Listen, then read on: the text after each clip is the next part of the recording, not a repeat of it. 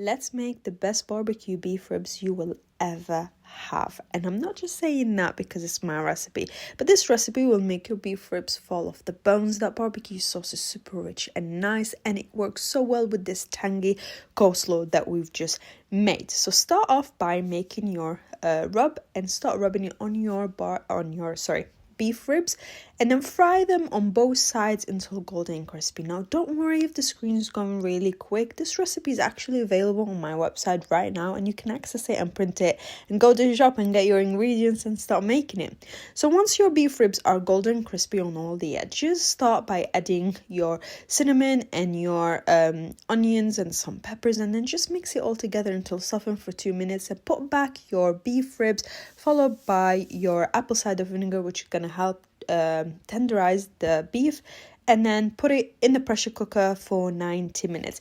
Now while that's doing its thing, start by making your barbecue. It's just so easy. Put all these ingredients that you can see on the screen and put it on a medium heat until it reduces. Now for the salad, I'm using really fresh ingredients here. I've got like the parsley, I've got the onion, the cabbage, ginger, lime zest, and some orange juice and some salt, and it tastes so wonderful.